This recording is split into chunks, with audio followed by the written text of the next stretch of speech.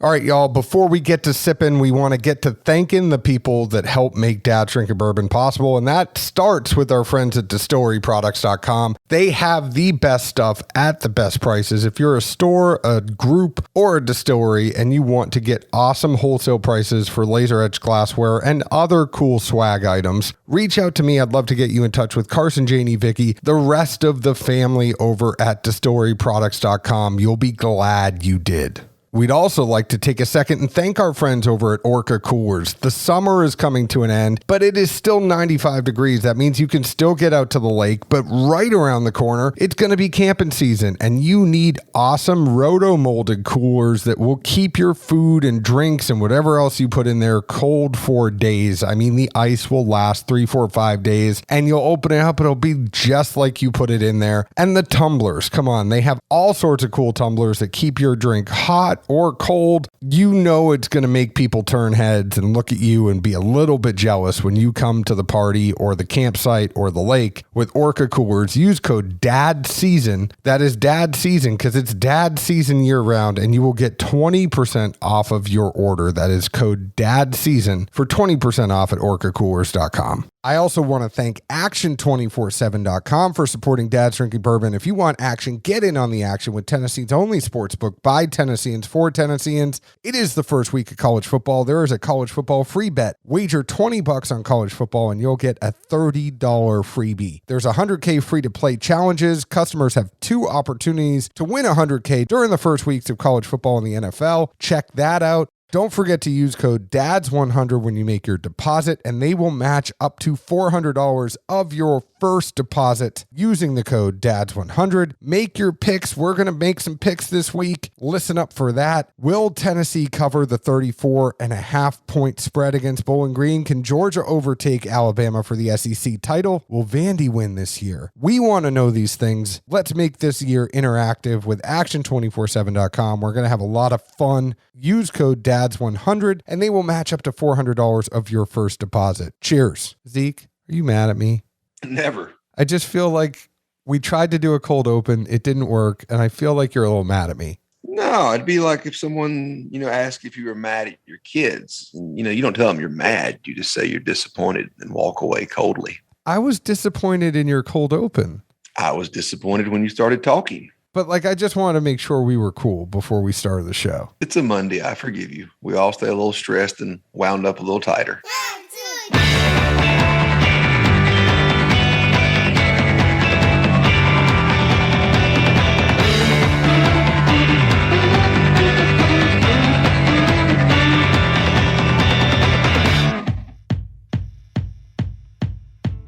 Hello, everyone. My name is John Edwards. With me, as always, is Zeke Baker, and together we make the Dad's Drinking Bourbon. Wherever you are, whatever time it is, thank you for making us a part of your day. I am sorry we did not sync tonight. Typically, we do. Typically, we record on Mondays and we can get it together. Today has been a particularly tough Monday. I got some bad news today. Zeke, I will share that with you later, and it will all make sense why I'm not funny today.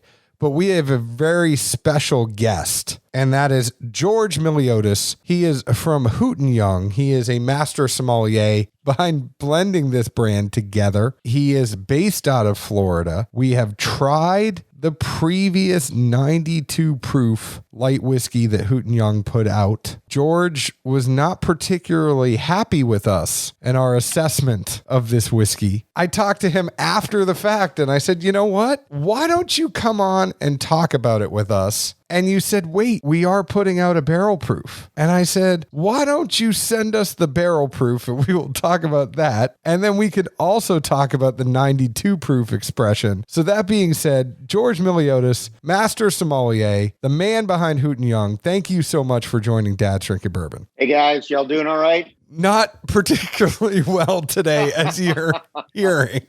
Guys, it's 10 o'clock and we're drinking whiskey. It can't be all that bad, can it? If we were ever going to be cartoon characters, I'm not saying I would be Winnie the Pooh, but he would definitely be Eeyore. Eeyore, no doubt. But let me clear the air for a minute. I don't want to say I was upset by y'all's review. Y'all are allowed to have your own opinions about everything. What I did think is y'all liked it a little bit better than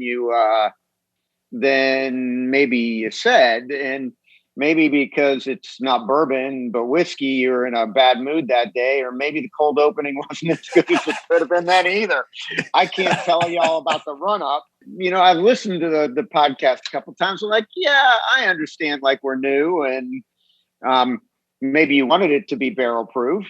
And so that maybe made it sound a little bit worse, but I don't think y'all didn't enjoy the whiskey. Y'all liked the whiskey, which is all good. And hey, we always had barrel proof on our mind. It was just finding the right barrel and the right angle. And so I hope that you're sucking on this and kind of liking it. Yeah. And when John originally mentioned the conversation y'all had, I promise it was much more upbeat and simply, hey, we all agreed we all have opinions. Yeah. And we agreed, let's revisit it one more time and hash it out and have, a fun time and adult conversation over a pour or two. And he and I both laughed and were super jovial and receptive to it as well. So I think it's the day or the timing, but I agree with your assessment for sure. It happens to all of us at times. It's a fair shout to say we enjoyed it. I think where I know I was coming from in the review, the light whiskey that I've had in the past has all been 135 proof or higher. Like I see a trend in brands. Like, I don't know why brands are buying up a whole bunch of MGP and proofing it down to 80 proof. It's like, with the demand that the market has right now for MGP barrels, and you're seeing 5-year, 6-year MGP that is barrel strength going for $80, $90, $100, which I think is a little bit too high anyway. But, the market would dictate that those barrels, especially, when it's MGP light whiskey, I think that stuff could be obtained elsewhere while you're doing things with your MGP barrels that are more lucrative for the brand in the long run. We can say something is a good whiskey, but also realize it's not our wheelhouse. And I think for you have a wine bar, you're trying to convert those wine people. And this is something we did talk about on the phone after. Putting out a light whiskey at 92 proof that could be a nice and sweet, and you might get some of those wine converts over to the whiskey. That is a completely different clientele that two dudes that have a podcast called Dad's Drinking Bourbon. Correct. What we're going to go for is going to be something a little bit different than that. And I think it's okay, because when we give our reviews, we also say, this is for us. This is what we think. However, if you like a lighter, sweeter, lower proof whiskey, this is going to be your jam, right? Like, and that's the way that we always present it, is that this is our opinion about our stuff, but don't take what we say as gospel. Listen to what we're saying behind it, and then your palate might be different. Correct. And the way I kind of look at it, and I've thought about this a lot as to how to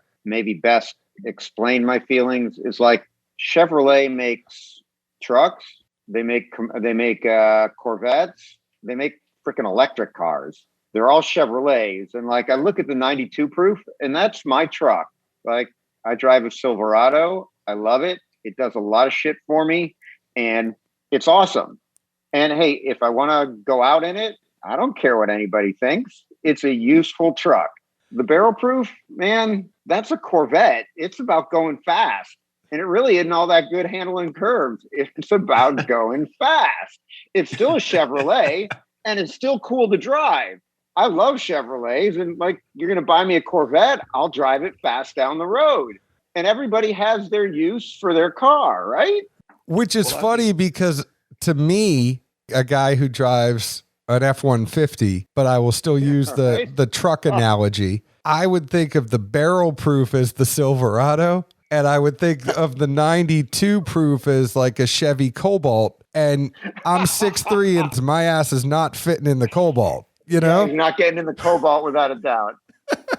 Sorry, Zeke, you were going to say something. I was going to say, I also kind of always think and wonder too. John hits on the desire for higher proofs, but I still have to err on the side of, I think that's still the minority of overall consumers. And I personally would always want to see, a SKU analysis, so to speak, of, well, which one sold more, which one put more food on your table. That's the bottom line at the end of the day. Oh, 100%. And I think I gave George my typical spiel that we are the 1%. Once you get to people that are stupid enough to make a bourbon podcast, you are at the 1% of whiskey drinkers in America. There's plenty of people that will talk about it, plenty of people in groups, but like if you're that stupid enough that you're going to go buy equipment, you are very particular at a certain point. It's important to also realize that, Tito's, Grey Goose, all that stuff, those keep liquor stores open. It's not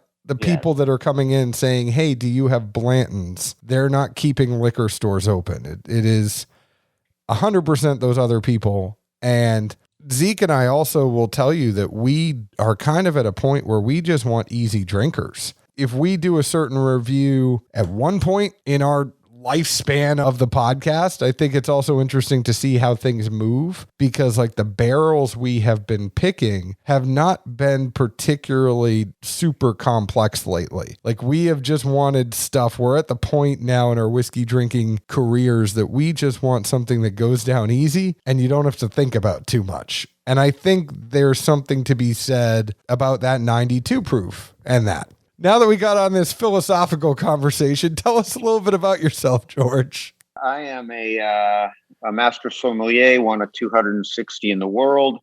I run a restaurant at Disney Springs called Wine Bar George that has about 180 wines on it that all can be enjoyed by the bottle, the glass, or the ounce. So if you want 1 ounce of one of the greatest wines in the world, you don't want to buy the bottle for $2,000, you can come in and enjoy it.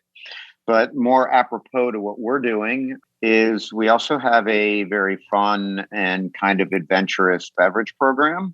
Spirits are also, a couple of fun things that we do, and we're pretty serious about whiskey also. And so we have a really good time serving Hooten Young. And where are y'all based out of? Zeke's in Atlanta. No, we're both in Nashville. All right. I thought you said Zeke's from Georgia. Yeah. So, Nashville doesn't have any of the two restaurants that before I got involved with my own place. Familiar with the Capitol Grill or Seasons 52? I ran Capitol Grill's beverage program for the 15 years before I started my own place. And then I was one of the founders of Seasons 52. There are about 50 of those restaurants around the country. So I know a little bit about the restaurant business and about flavor. And it's interesting what y'all were riffing on just a couple minutes ago about how you like easy drinkers. I have it's not a complex thought, but it is kind of different for people from time to time.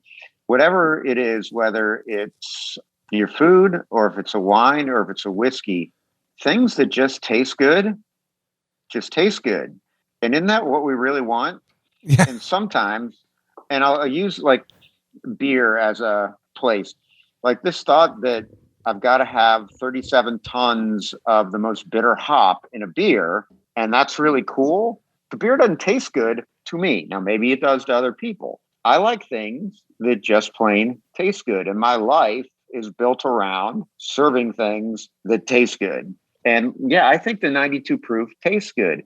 Is it going to knock your socks off with complexity? That's not what that product is about. And I also think the 120 proof, the barrel proof that we have here, I think y'all are going to find that you think it tastes good too. And that's what I'm all about. And easy drinking sometimes you're selling yourselves short. Y'all like things that taste good. I find it interesting. I want to get to this later, but I'm teasing it now. I find it interesting that you did pick light whiskey to go with because, and this is the thing about higher proof light whiskey to me, I always find it amazing. You could have like 150 proof light whiskey, but it does not taste 150 proof. It's going to be sweeter and it is deceptively careful. Yeah. I mean, it's one of those bottles, and I'm not talking about your stuff, but I'm talking about the higher proof light whiskey. I think it's one of those ones I've always given to people in a blind or when they come over to my house and they're like, John, pour me something. And I'm like, all right, try this. I'm not going to tell you what it is. Tell me what you think of it. And I'm like, tell me what proof you think it is. And they're all like, oh, I don't know, 110. I'm like, yeah, 157. And they're like, what? Did you just give me airline fuel? Tell me more about Wine Bar George, because I was just in Disney Springs. I went to the Polite Pig because I have a 5-year-old with me. Yeah. What is the kid policy at Wine Bar George? Like, if I go back, or can I take my daughter? Because now I'm going to go back. Dude, we love kids first and foremost. So you could have brought your daughter by, and we'd be more than happy to take care of y'all. And it's funny, one of my an American guy who lives in France who helps me buy Bordeaux wines. He had his 10-year-old daughter in with him today, and we had the best of times. And so we're on Disney property in Disney Springs. We serve kids every single day. We know how to take care of them. We serve serious food, serious wine, serious drinks, but we don't take ourselves all that seriously. That, like, I got a 24-year-old, a 21-year-old, and a 16-year-old. I know more than my share about kids and how they need to act. And I see kids every day. We'd love to have y'all. Nobody should ever hesitate to come visit us because they have kids.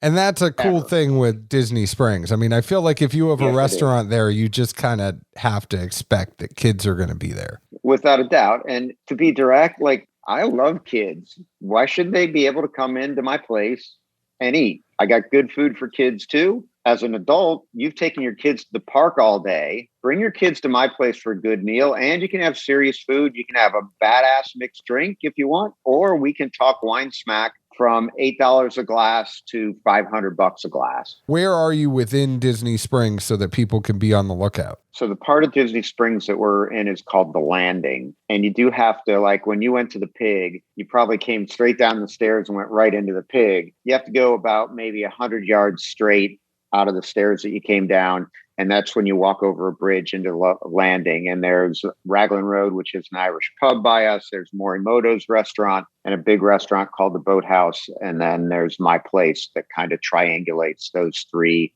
other restaurants. And while we're relatively small for most of the restaurants out there, we got about 200 seats. I've got a balcony that's covered. So if you want to eat outdoors, you can. I've got 3 rooms. Each 2 of them have bars in them that all have their own different feel to it. And the restaurant kind of feels like it was maybe a turn of the century winery at one time that we've turned into a restaurant. Well, I will be back with a 5-year-old. You know, I have one more. Oh, without a doubt.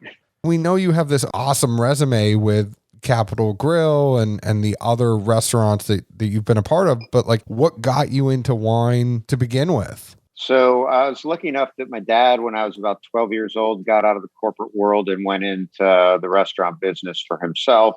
And in the early 70s, child labor laws were much different than they are today. And so I was free labor.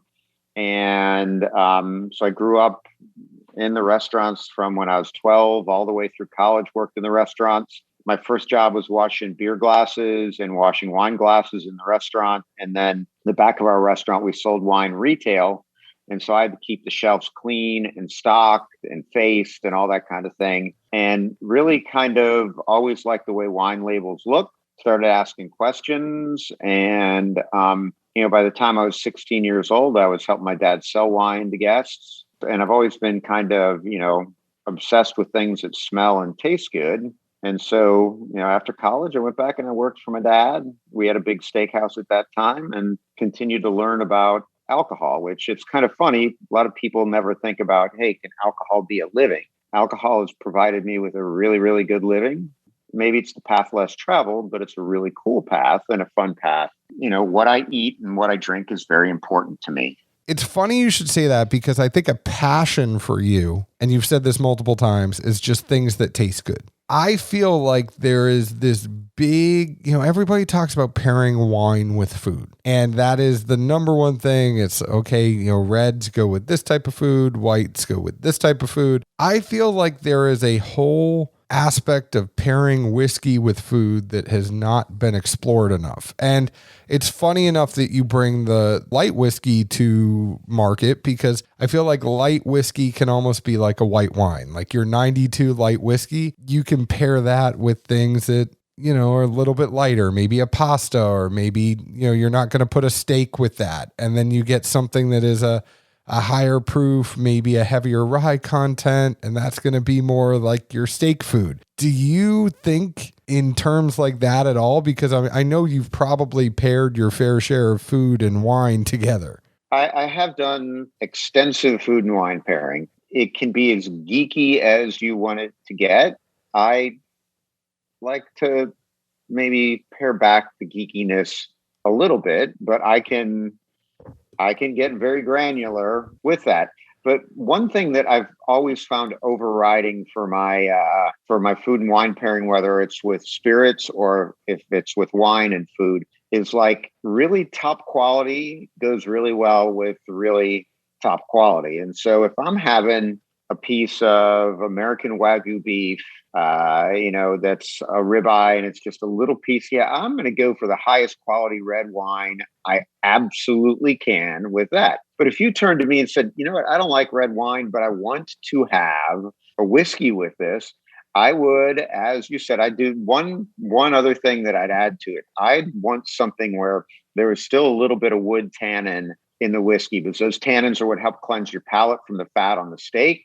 And so that little bit of woodiness, sometimes when you have a good young bourbon, you'll finish it and you can just lightly breathe back in and you'll get that feeling of oak, particularly charred oak on the side of your palate. That's a little bit of wood tannin. And so I'd use that wood tannin and the high spice and the high smoke of that younger top quality bourbon to pair pretty well with that steak.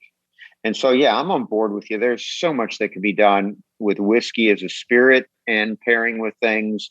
And spirits as a whole with pairing, but it's kind of forgotten or lost in moral high ground of wine saying it's the best beverage with food. Now, the other thing I have, because it's not often we have somebody who is well-versed in wine, is the wine community bummed with the whiskey community for stealing the numeric system? Because I still don't understand, like nothing can be below an 80, can it? I know, isn't that, it's bullshit, because like there's a reason that your grading scale is 60 to 100.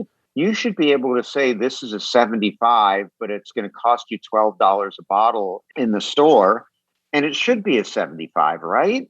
Yeah. Because if it's $12, but everybody's like, oh, it's 90 points and it's $12. Well, no, I'm not saying that you can't have something that's 90 points and $12 a bottle. I'm sure it exists somewhere there, but those should be very few and far between. But if everybody gets bummed if their wine or their whiskey doesn't get a 90 or above, well, it shouldn't be that way, because there's got to be some cost balance and there's got to be some idea of value in it. So no, nobody in the wine community is the 80 to the 0 to 100 point scale. We all know what it is. And so it is what it is, right? Well, and that's 100% why Zeke and I do not use a numeric system when we're talking about whiskey. And I almost feel like when it gets to a certain point, like whether or not we would buy it or drink it or whatever is not the biggest deal. I mean, the biggest deal you're looking at is what is price? Price is perceived value based off a whole number of factors, but it is based off of this taste. A, do I think this price is priced correctly? And B, would I drink this whiskey? I think B, you almost answer independently of the price. Yeah, absolutely. Is this whiskey good enough to drink? Yes. Would I pay the amount they're charging for it? No, but if you gave it to me, I'd still say it was really good. Like that is a review that is more powerful to me than this is 90 points, the end. Correct. I'm surprised no one's tried to rework those scales. I mean, there's been more than a few times now I've done blind tastings with groups to where, they'll send out the rating scale system for everyone to score it. And it's the same point you made. If anything below a 60 or whatever is essentially piss water, well, why is it scaled to where more than half your numbers are useless? Like, why would that product go to market? Absolutely. To me, it makes it harder to differentiate as well, like your middle of the road stuff, because a 72 to a 76 doesn't seem like much, but based on what you're left to work with, it is actually like 10 points probably, or 20, And like, I'm sorry, a $9 bottle in the grocery store should never be more than 85 points, right? In fact, 85 points for a $9 bottle, you should throw a freaking party for it. One of the two is definitely wrong and somebody's lying somewhere. Correct. Well, and I think somebody said something about wine, like, what is it? The average palate cannot identify a wine that's over like $75. I'm happy to be direct about this. On a wine list, If it's over $125, that's supply and demand kicking in, plain and simple. And hey, Chateau Lafite Rothschild, Thomas Jefferson used to buy it. So for 200 plus years, they've been considered the greatest red wine in the world. And while they've expanded some of their production, they haven't expanded it a large amount. So of course, it's going to be more expensive. They have 250 years of proof that they make one of the best red wines in the world, and it's in high demand, right? But I can still find you other red wines for less than $125 a bottle on a list that give you a ton of joy. But you can't say that you drank Chateau Lafite Rothschild, a winery that's been in business for 250 years, and that Thomas Jefferson guy, who's a party animal, knew what he was buying. The more we talk to George, the more I like him. And the more I feel like he would hang out with us. Like, we are that type of people. It's like the wine society and all that. I say this with peace and love. It is, it could be a very hoity-toity world. Everybody's talking about certain vintages when they're going to peak, and like it gets very specific, and nobody's ever sitting there with whiskey going like the 2004 George T. Stagg really peaks at, because whiskey doesn't age anymore once it goes in the bottle. And I don't say that for you. I'm saying that for the people that are listening. And I feel like whiskey can still get very pretentious, but there's a lot of people that are just like, man, this shit's good. I just want to drink it. And that's how I feel you are. So I can say definitively, for me at least, I cannot say for any other human being on the planet, but for me, and I've tasted a lot of things, I'm all about wine that just tastes good. All right. That's what I want. Complicating it more than that is about being geeky about it. Like, we can break down what the whiskey tastes like and all that and be very specific too.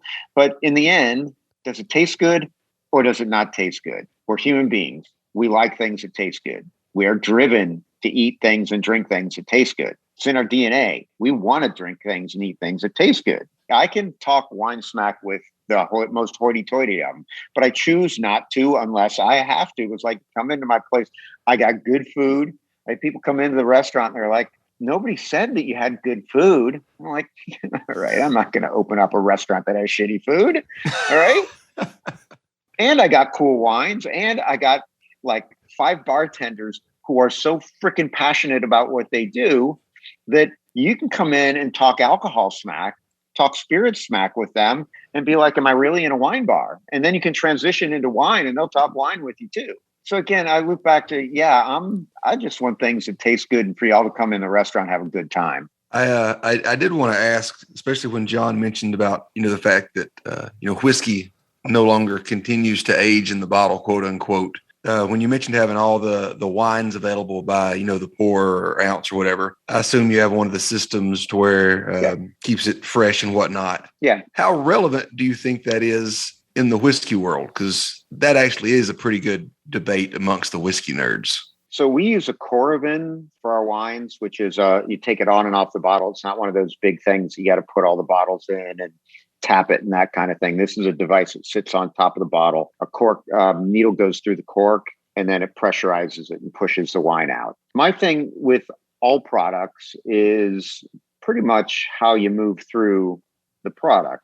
And like, I do truly believe that, yes, this stuff's 12 years old at a minimum, the 92 proof. This is 12 years old at a minimum. What's in this? And this barrel was 12 years old on the day, a few days after it was bottled up, a few days after its 12th birthday. I do think whiskey improves, and I think y'all know it improves in the barrel. Once it's in the bottle, I don't think anything really happens over a long period of time, but I will tell you, I do know there's oxygen from here to here, and oxygen oxidizes things. Have I done a study? No, but I say something has to happen to the bottle as it remains open. Everything else oxidizes, right? Yeah, that's my train of thought is something has to happen. I think that's probably the biggest uncertainty is it is the needle moving 1% or is it moving, 15 to 20% where over a year or two or even longer, you would notice a much more sway in the profile, so to speak. I think the amount of alcohol that is in the product probably acts as a deterrent to oxidation. would be my sense, but I still say that yes, something happens to it in the glass if you wait 3 years before tapping into any of it. But because if you don't like visit it every once in a while, or you don't have notes from 3 years ago, how are you going to know, right? Remember, Zeke, Jane Bowie has that rule in her household that the bottle, once it gets cracked, it has a year. She looks at it and says, all right, with the oxidation, as we drink it down, second I open it, I know it's got a year shelf life, and then we're drinking it, we're moving on. Well, you've seen the guys at the tastings, and they'll have the little things they put in the top, and they kind of pump it up to repressurize it or pull the oxygen out, or I guess both. I don't do it, obviously, so I haven't spent as much time or paid as much attention. I just grasp the general concept, but seeing how much of a background you have in wine and knowing there's definitely been proven to be extremely relevant in that case, just wondered, as far as if you were going to think abstractly, how much that would cross over into the bourbon or whiskey space. Now, I have to agree with you. I think there's something going on there. Have I done a study of it? I haven't, so I don't want to say I have definitively, but that's a lot of headspace for oxygen. And if, every 6 months I take a shot out of it, that's refreshing the oxygen every 6 months. If I don't, that's a whole different thing, because you only got that limited amount of oxygen. But if you're opening it up, oxygen's moving back in. Kind of like a humidor. That's why you only open the humidor when you absolutely have to. When you're ready for it. Yep. Yeah. One last thing I will say, because I do not want this to turn into a whole podcast where we're just like, hey, let's talk about wine versus whiskey. Yeah. But I find that the whiskey crowd obsesses too much over stupid awards. So whether or not you get double gold or platinum or best in show or silver, whatever it is, and you will see these brands, and it's almost like people that are touting a 75. They're like, we won silver. And it's like, I would not put out a whole ad in a magazine saying you won a silver medal. Most whiskey brands get a gold just for paying the money for the entry fee. But do you see that in wine? And oh yeah, all the time. Everybody's got a rating, and I got Rich the plumber who's rating wines. I've got anybody can rate it. It's like y'all, there's what? But do they have medals opposed to the numeric system? Oh, okay. This is how naive I am to the wine world. 5 years ago, I heard from somebody tell me that Malbec was an unappreciated wine or underrated. And I said it, and our whole friend group still won't let me live it down. So yeah. That lets you know how naive I am. It's all good. But now everybody has a gold medal, and everybody has a double gold. And I was in the top 100 wines of the year and whatever. You got to believe it. No, I'm not going there. But just, yes, everybody has awards, enough to make anybody crazy. That's why I'm like, you want me to list it? Bring it in. I'll taste it blind against what I have on my list right now. Then we'll look at pricing and decide what I'm going to do. If you feel that passionately, give me a bottle. It will be tasted professionally blind. And if it is a better wine, we'll ascertain it and we'll use it. And that is 100% how we started too. And when this podcast started 5 years ago, we were exclusively blind tasting everything. I think with kids getting older, additional kids coming on board, we did not have the time to blind taste like we wanted to. We still try to get those in as much as we can, but it's also, I almost feel like we've done so many blind tastings that our audience knows that we're going to be objective. If it's blind or not, it's almost like earned credibility at that point. But there's something to be said about tasting blind, though, that everybody needs to do. And we get people that reach out. So I'm sure people go to you all the time and say, George, what wine should I drink? And you go, well, what do you like? Do you like it these type of notes or these type of notes? And I just tell people, go get 5 different expressions of whiskey, taste them blind, figure out which one you like the best, and then go down that road more. But don't tell me what to buy you, because I don't know what your palate is. Part of it's people are hoping you say what they already have in their mind. Like I'm a pharmacist.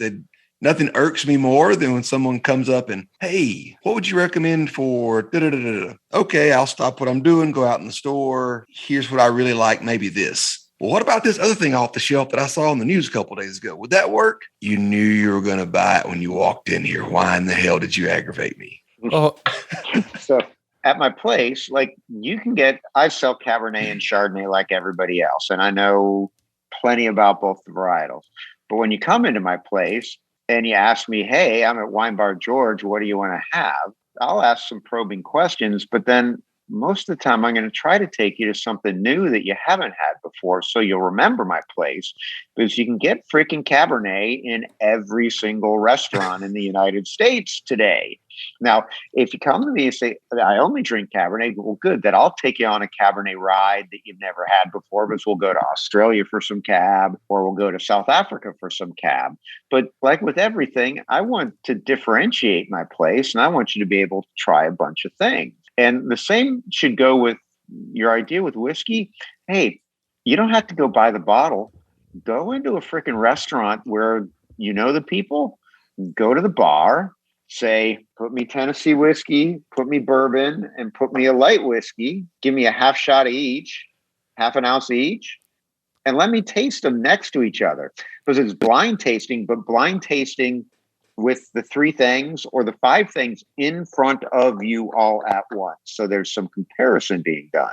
I love oaky wines, oaky whites. So I'll pour them 1 oaky white and 2 non-oaked whites. Just like they're like, oh man, this one here is really, really great. Yeah, that's unoaked Riesling. Oh, I don't like Riesling. It's sweet. I'm like, well, that's a dry Riesling and it doesn't have any oak on it, but it is most certainly the best wine of the 3. And you said it. You just didn't know what you're saying, right? oh, that's funny. I think there's a lot of similarities in the worlds, but what got you in with Hooten Young? I mean, these are guys that I think it was Hooten who was in Black Hawk Down. He was actually in the helicopter. Yeah, he was on the ground. And like what Eric Bana does in that, like I've spent a lot of time with Norm. What Eric Bana does in that movie, yes, Norm, the guy that I sit around and drink whiskey with, did. And like, I don't say this lightly. Norm is one of the great American warriors of his generation, if not the greatest American warrior of his generation. And like, when something had to be done, you sent Norm. And I can say it. Norm would never say that to anybody. But I was lucky enough to meet Norm through Tim. Tim's wife and my wife worked at a place, an accounting firm called Arthur Anderson in the early 90s. I've known Tim for a long, long time. Our paths have kind of gone in and out and happened to cross again because his wife is an executive at Disney and they happen to be on property. And I walk out of my restaurant and there's Tim and Stephanie. And so Tim and I started talking. He's like, hey, I got this idea. And I got a lot of people who come to me with ideas for the alcohol world. And I was like, all right. But Tim came back to me with Norm and said, hey, Norm and I love cigars. We love whiskey. We make some cigars, but we want to make some whiskey. And so, and this kind of dovetails nicely into why light whiskey. And so I got to know Norm. He's the real deal. He's a cool guy. You know, there's a good purpose behind this. And so I called up MGP and we said, hey, can we come up and blind taste? And so they're like, yeah, sure. And so we get up there and, you know, if y'all have been to MGP, there's no tourist center or anything like that. It's a fucking factory. And so like, you got to be ready. No, there's some cement walls and some smokestacks, and that's what you get. Exactly. And that's what you get. But when we were tasting, like one whiskey kept like waving at us. And it was the 12-year-old light American. It wasn't the bourbons. There wasn't any 10-year-old high rye in there because we'd given them, you know, some parameters on price. And just, you know, we scrambled them up and came back and tasted again. And the same light whiskey kept on waving at me in particular. I was like, man, this tastes good. And if we tinker with the proof a little bit, I think we have something that can cover a lot of bases and be delicious. And so that's where we ended up. And, you know, the guys at MGP are pretty cool. There's not a lot of 12-year-old product of any type out on the market anymore. We have a whole bunch of it because we're really passionate about it. All that is still at barrel strength. So we control what the final proof is. And, you know, just y'all were, you know, I got to give credit where credit was due. There are a number of pushes to bottle up barrel strength. But y'all were one of those pushes. It's like, wow, I wonder what this should be like at barrel strength. And I'm like, yeah, I know what it'd be like at barrel strength, and it's pretty tasty. And then my muse in this is my wife loves whiskey, loves bourbon. And so, I brought it home. I brought some home and said, hey, we're going to screw around a little bit with proofs. And so, we got some samples down, and she's like, that 121, is that right out of the barrel? I'm like, yeah. She's like, that's the sweet spot. That's the first round of barrel proof for us. Your wife is a very smart woman, as she is. Wives typically are.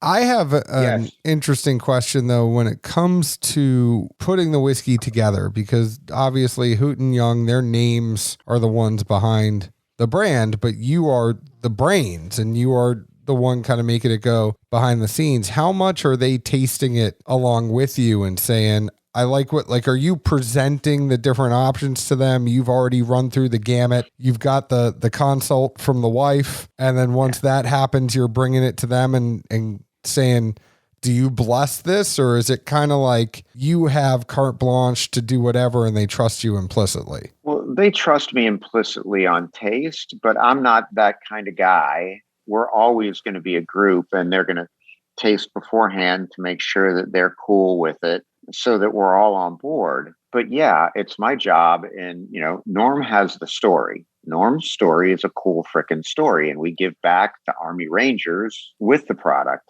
Tim had the idea and had the seed money and make sure that everything happens the way it should. And my part of it is it's got to be delicious. And we've got other things in the pipeline. I got a 15-year-old barrel proof that's even higher proof than this, and 15-year-old product that should be out before Christmas. And then we have some 6-year-old light whiskey that we have been aging in top quality barrels that were used for Cabernet, top quality barrels that were used for Zinfandel, and top quality barrels that were used for Petit Syrah. And we're going to put that as kind of like a 3-pack out around Christmas time so that you can, have the fun of, people put out single barrels that have been aged in Cabernet and it tastes cool, but you can make your own decision.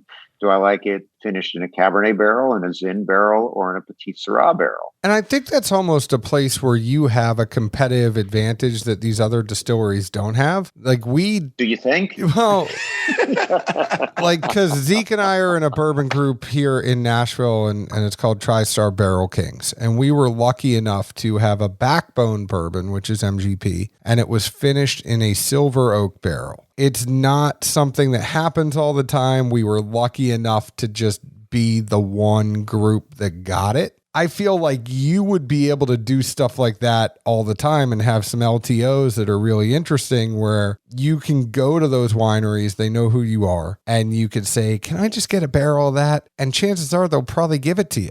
I am transparent in this. I called 3 of my best friends in the wine business, 2 who allow me to talk about it, 1 who rather their name not be mentioned, but they're all like badass wineries. And they're like, hell yeah, just you got to come pick them up. You can have the barrels. And so, what was it? 6 barrels of each. And so Moritzen Winery, which is a Zin maker in Sonoma, Moritzens have only been growing grapes in Sonoma since 1880. So, and they're also cattle ranchers, and they're just very cool people. Clay, who's the winemaker and owner of Moritzen, played football at Oregon, played in the Rose Bowl, and it's just the most laid back, cool dude, loves things that are delicious, knows that the whiskey is going to taste good out of his barrel. And then Honig is a Napa Valley winery that gave us some of their single vineyard Cabernet barrels. And I mean, Michael is, again, one of the coolest dudes in Napa, and not looking to flash or anything. Just he makes really great wine. And it's like, yeah, dude, here's 6 barrels. And then the Petit Syrah from possibly the most famous winery in California. They just don't want their name to be mentioned. But you can go into my restaurant or on the web and look at the one Petit Syrah I carry, and I don't know, add 2 and 2 and get 4. That's all the people that say it's Indiana distillate. And it's like, duh. I wonder where. One of the things that popped in my head is you're talking about going through and, proofing them and looking for that sweet spot. Sure, I guess I could probably do this. I just never have taken the time or really thought about it. Running through my head now and thinking about kind of the core profile of the light whiskeys. As you move that proof down, coming straight from the barrel and then, working down to whatever your lowest number is. Did you feel like the core qualities or tasting notes stayed more true versus, I think, a traditional, wheated rye or just regular bourbon mash bill as you go from 125 or so down to 90? To me, I feel like that moves more and you don't have as much of I guess like family lineage or something, so to speak, where you always know what your core product is. So it's interesting what you're saying. Like I look at the 92 proof when we're tasting this at, I think it was like 138 was what we were tasting at when we did the very first tasting before we started messing with proofs. It was good, but it was fast. I mean, like there's that punch of spiciness and oak was more prevalent at that point. When we brought it down to 100 and then to 95 and then finished at 92, I liked that a little bit less of the spice came out and a little bit more of that maple corn thing kind of happened, still with that satiny mouthfeel that you get here. Whereas with the 120 that we ended up with the 12 year with these barrels that were naturally, I think they were naturally 122 and we bumped them down to 120. So I think you have 2-3% one way or another out of the barrel to call it barrel proof. I love this because it is direct. I mean, it is a Corvette. Like you're revving the engine, putting it in gear and letting it go. And so there is family lineage between the bunch. And it'd be fun maybe if y'all do come down and I get a little runway. Like I'm happy to get them to send a barrel that we like and proof, step down, proof it, start with what is barrel proof, then, to 132, then to 125, 120, 110, 100, and then 90. And you can see that it does run true. There's not a point. When we tasted the 92 proof at 85 proof, you had obliterated the product. It still tasted good, but it was kind of like, all right, whatever. Say it's watered down whiskey. But yeah, there is a lineage that runs through it. That's pretty cool to see how the small changes happen, but it still is the same product. Was that a long, snotty answer? I don't know. No. That I couldn't think of a good way to word the question either, but I think we were on the same page, and yep. that confirmed what I had suspected. Like I say, I just never done it, but I feel like what's at the core of the light whiskeys and the notes people that pick up and love, regardless of the proof, those are always going to be kind of an intangible. And they're there in both the 92 and in this, and in the 120, I think. And Zeke and I obsess, not to jump in for a second, but we do obsess on when people call it a day. We always wonder, like, how does that work for people when they're proofing down the whiskey or when they're doing small batches that are limited editions that they're running together. And you see there are some brands that are like, all right, we always put our stuff out at 93 proof. So this is always good, and I'm not saying 92 or 120 or all that, but like, do you sit there and go, okay, well, this one is 120.8 and then we have 120.6 and then we're doing 120.2 and like you do little things like that? Or do you kind of keep it? Because I also know like Sean Josephs, who did Pinhook at the very beginning, he's like, well, I came from wine. He was also a sommelier, and I know I say that wrong, but you said it right. He was a wine sommelier, and he said, well, just like wine, you pick your proof. So all my stuff was 90. And then it wasn't until he hung out in the whiskey world a little bit more that he's like, well, this expression this year might be 95.6, and next year it might be 102.4. How much do you obsess about that and then stop and just say, like, this is good? I could really tinker with it more and obsess and get it perfect, but this is good enough to call it a day. So we do two things with that. We'll get to a roundabout proof that we like, whether that's 95 or 100 or 120. And then we will tinker with a few, like when we're doing this, we had a range of barrels that were like at 136 all the way to the 120. And then, you can toy a little bit with it from there. Whereas this one, we got to 90 proof and we loved the 90 proof. We thought 95 proof wasn't perfect, but then we found that we like 92 better than we like 90. And so I think one proof is about where we but we get to that one proof difference after we've narrowed it down to like, yeah, we think 95 is still a touch too hot and 90 isn't exactly what we want. So let's go to 93. And then we taste 93 and yeah, we like 93. Let's go to 92. And oh, we like 92 a shade better. Kind of like, I don't know if either one of y'all wear contacts, but you know, when you go to get your eyes done and they're like, is one better than two and two better than one kind of thing. The other thing that I'll tell you, and I learned this from wine from a guy named Jorge Ordonez, I will go back the next day and scramble everything up and do it again one more time the next day. And the final proof that we had has to win. And if it doesn't, then we go back to the drawing board. You know, I learned that when we're blending a few thousand cases of wine, that's a special blend that's going to be a lot of money. You don't want to mess with it. And sometimes you do get palate fatigue. And so, yeah, come back the next morning when you're fresh, put them all out. Yeah, see if you're any good or not.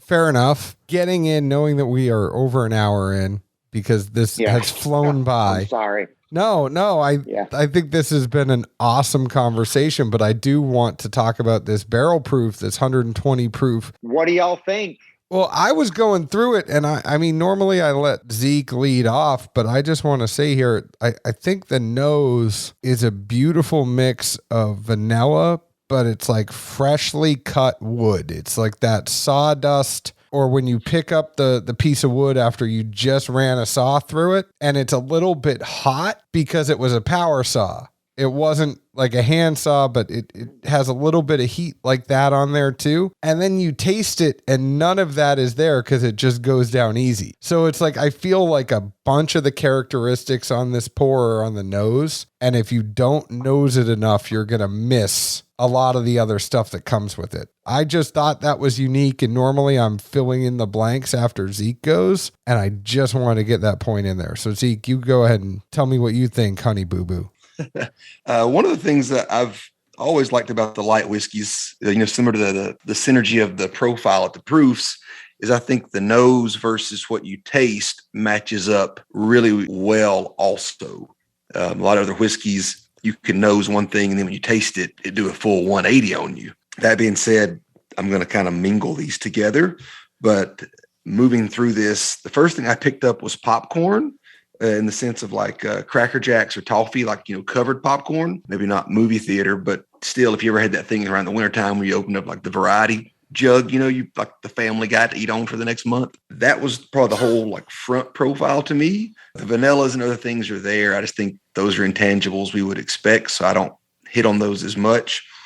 And, for a 12-year product, I think anytime we see that, regardless of what kind of whiskey it is, 12 years in oak, the first thing you're like, ooh, how much wood's there? I only caught just a smidge of char. And to me, it reminded me of that moment when you're making s'mores and your marshmallow just starts to get past light brown and starts to get a little black. And you want a little bit of black on there for the texture and that variance and flavor, but it's a fine line on when you put it out. And that's where I thought the oak was for this, was like right as a marshmallow starts to turn and show a little char on its, skin, so to speak. That's where I thought this was, and just enough for you to know there was age there. The alcohol was not overpowering at all. There's some heat at the back, not like a Kentucky hug because, there's, not the rye as well, but the heat's just a form of the proof, and you would know that going in, or you should, I hope. And unless maybe you have both bottles and you don't pay attention one night, then, well, that was your own fault. I thought the best way for me to, kind of compartmentalize these, thinking about the 92 proof as well, was literally almost like seasons for me. Summertime, when it's hot, I personally don't want to sit there with an overly high proof product. I've already sweated it. I'm dehydrated and exhausted. I want something easy just to sip and enjoy. But if it's 40 degrees or lower, around there, and I'm outside in December or January with a fire, yeah, that 120 is going to give me the exact same profile and the same taste sensations, but I'm going to enjoy sipping it because it's just a completely different, ambience or whatever that's around you and surrounds everything else you have going on that's going to factor in whether you realize it or not. I concur. But sorry, I've been I drift a little bit lately to a more visualization space, but that's just, I feel like one of those things that people don't always think about when they're doing notes. They just focus specifically on the product that's in their mouth and not everything else that would be going on at the time when they're enjoying it, and not dialed in some little room where that's all you're focusing on, but you have the world also incorporated with you. But I'm very curious about this popcorn mix. Like, is this like a Garrett's Chicago mix, or is a certain specific flavor? Because the Garrett's Chicago mix is going to be the caramel with the cheddar. I mean, the one I remember, because I was a scout, so we always sold Trails In, and I think they sourced it from different people over the years. But it's a very light toffee. I also get corn and popcornery. I mean, I don't taste the chocolate or smell the chocolate covered ones, obviously. But I think from a distance, especially when those tins were fresh, somebody could pop one open. You're in the kitchen, they're in the living room, and it's the first pop. You're like, smell it. Damn it, who opened that? I've got to go get a handful now because some asshole opened it, and I was going to save it for another week because I didn't want to sit here and eat the things all night. But when it's fresh like that, it hits your senses, and you pick it up as a kid, and I don't think it ever leaves, really. So you're saying it tastes so good once it hits your lips? I'm saying if you ask where that note came from, that's exactly it. And that's an olfactory memory to me that I think any kid would love. And if you get that, you're going to love the whiskey even more because it takes you to a completely different place than what whiskey normally would. So I'm going to disagree with you a little bit on one area. And I think the thing that I like about light whiskey is that I can have a sip and it doesn't get hot. And I get amazed at the proof and where it is. But again, this is you and I having different palates, that what's hot to you is sweet to me, and what's sweet to me is hot to you. I think the cool thing about this is, like I said, I get a whole lot of depth on the nose, and I'm not saying that the palate is thin or falls off or anything. I still think it's thick. I think that wood kind of carries in, the vanilla carries in, the toffee carries in to me, those typical whiskey aspects. The freshly cut wood is probably the most predominant thing, but as far as that stuff goes, it's not burning. I get no burning sensation. I feel no burn, even at 120 proof. And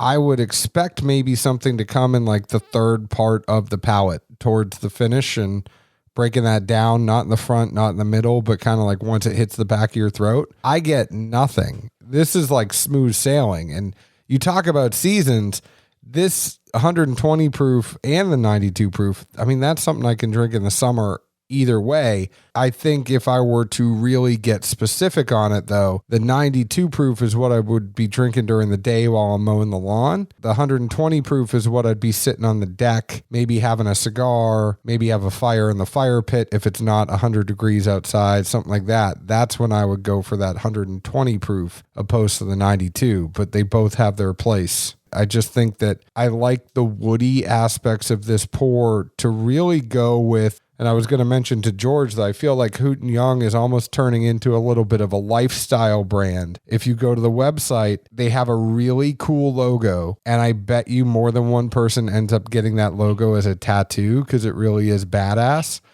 But what I like about their merch is they've also done stuff with that logo just being really cool.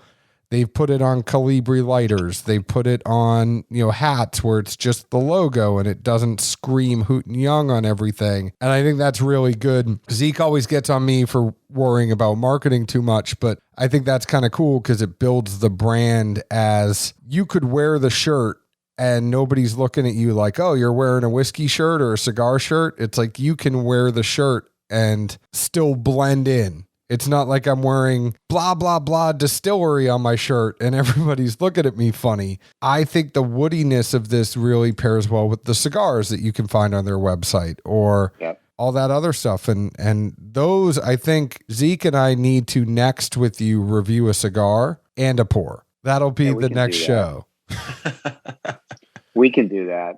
But I do really enjoy this whiskey, and I really do enjoy seeing where this brand is going. I think, George, you were kind of talking about just all the other finishes that you have access to, different years, different proofs, so you have the 15-year, the 6-year. Where distribution-wise, because I know you can get it online. I know you can get it at Wine Bar George in Disney Springs in Florida. Where else can you find this now? So the beauty is we have been, even in pandemic time, have been a growth brand. We're in Florida, we're in Georgia, we're in Texas, we're in Colorado, we're in Virginia, we're in Pennsylvania. Indiana is getting set up. I think Illinois is getting set up right now. And I'm missing South Carolina. We're in Tennessee. Sorry, I got close. They're working. We're not as close in Tennessee as we are in Indiana and Illinois, but that's one that's being worked on right now also. If you need us to introduce you to some distro, we got your back. Awesome. I may be reaching out for that. In fact, tomorrow I got to talk with our marketing company. I'll see where we stand. We hope to see you in person. We hope to have you on again. I will say that it'd be my pleasure. I will say I really enjoyed this one. This is more my wheelhouse. Well, and certainly, honestly, thank you for taking out the time to reach out and say, hey, let's dive into this a little more. I mean, there's nothing better than seeing someone that appreciates their brand enough to take that kind of time. That's wonderful, honestly. And can I just say one very last thing? I'll make it really quick. Aroma is the strongest tire to memory for a human being. And it's weird how it makes me smile and gives me satisfaction when you went back to a place as a kid where somebody opened up that freaking can of caramel corn like 50 yards away from you, and you still knew that like a fucking heat-seeking missile, what was going on. And that's a memory and experience. That's just cool, right? Oh, and that's what makes us all dive in and go for stuff. I mean, it drives us all, whether we realize it or not. And in typical Dad's Drinking Bourbon style, it would not be a Dad's Drinking Bourbon show if Zeke did not talk for 55 minutes of the hour and 5-minute podcast, and he says one thing, and the guest is like, I like you more. No, that's not true. I'm just kidding. I love both of you the same. No, Zeke always comes out with, and that's what the allure of Zeke is he will just sit there quietly and he will say one thing that is the perfect thing to say. And I love him and hate him for it. But George Miliotes, thank you so much for coming on. Thank you, guys. We loved having you. They can go to hootenyoung.com. You can find them on the interwebs as well on Instagram. You can find them on Facebook. Check out Hooten Young. You can find us on Facebook at Dad's Drinking Bourbon, Twitter at Bourbon Dads, Instagram at Dad's Drinking Bourbon. Please leave our podcast an open and honest review like we leave open and honest reviews about the whiskey we drink. George, thank you again. Thanks, guys. Zeke, where else can the folks find us? Good old Nashville, Tennessee. And thank you very much again, George. This was a blast. Cheers. It was a blast. Thanks, guys. Y'all have a good night.